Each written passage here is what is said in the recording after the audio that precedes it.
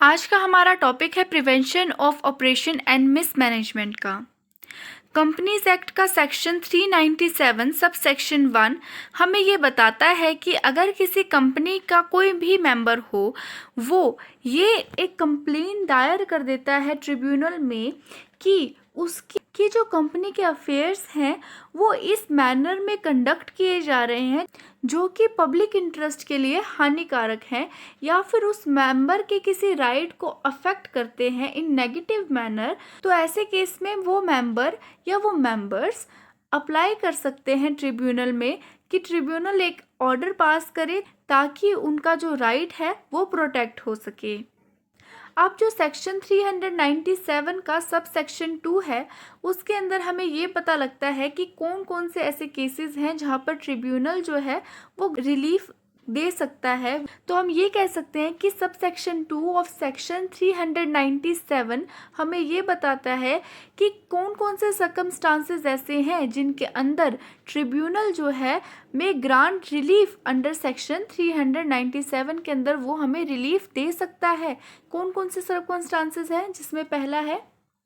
अगर कंपनी के अफेयर किसी एक ऐसे मैनर में कंडक्ट किए जा रहे हैं जो पब्लिक इंटरेस्ट के लिए हानिकारक है, एक बाधा उत्पन्न करता है, या फिर उस कंपनी के मेंबर किसी एक मेंबर या फिर मेंबर्स के लिए ऑपरेसिव है, किसी भी मेंबर के लिए या मेंबर्स के लिए ऑपरेसिव मतलब होता है दमनकारी, जो दमन कर रहा हो किसी भी मेंबर के राइट को ख़त्म कर रहा हो, ऐसा कोई अफेयर अगर कंडक्ट किया जा रहा है कंपनी के द्वारा तो ये एक पहला सर्कमस्टांस बनता है। इस केस में ट्रिब्यूनल इंटरफेरेंस ले सकती है।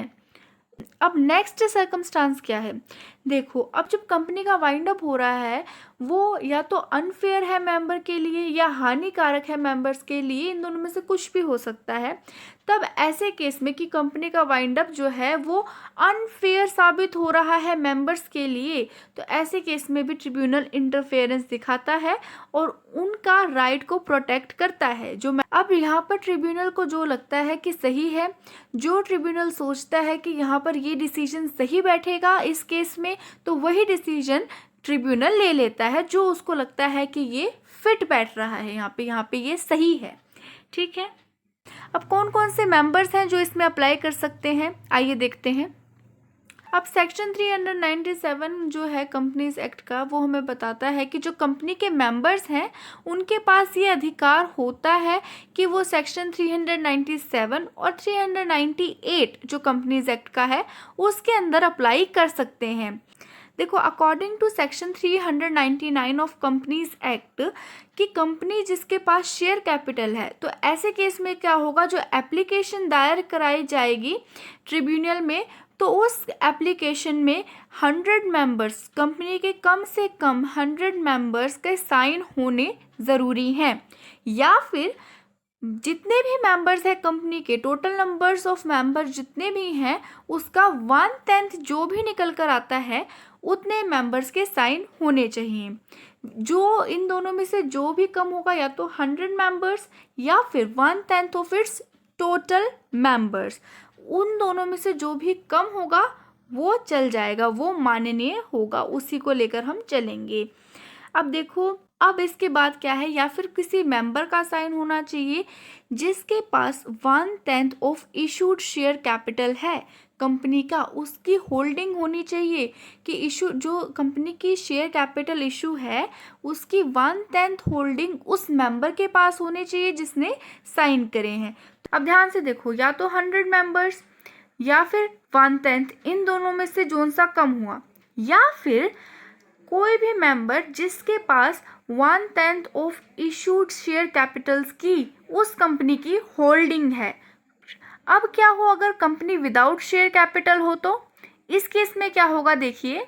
तो इस केस में टोटल नंबर ऑफ मेंबर जो भी होंगे उस कंपनी के उसका 1/5 निकालेंगे और उतने मेंबर्स के साइन होने चाहिए, उतने नंबर्स ऑफ मेंबर्स के साइन होने चाहिए। अब एक सिंगल मेंबर जो है वो कंपनीज एक्ट के सेक्शन 397 के अंदर पेटिशन प्रेजेंट नहीं कर सकता।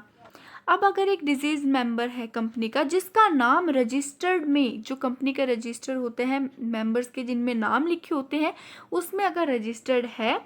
और उसका जो लीगल रिप्रेजेंटेटिव है वो प्रेजेंट कर सकता है पिटीशन सेक्शन 397 और 398 कंपनीज एक्ट के अंदर। ठीक है,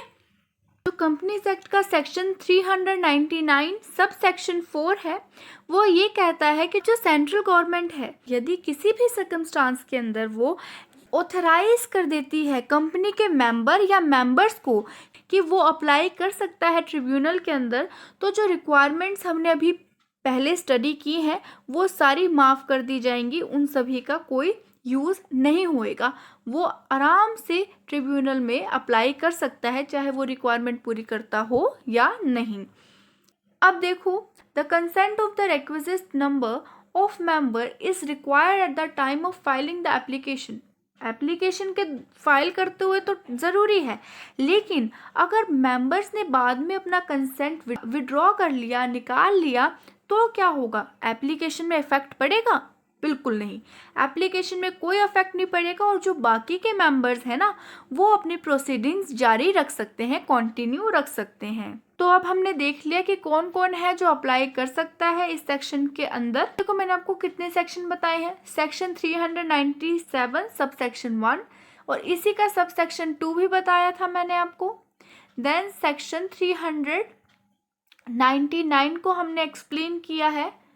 और सेक्शन 399 सब सेक्शन 4 को भी हमने अच्छी तरीके से एक्सप्लेन कर लिया है। Thank you.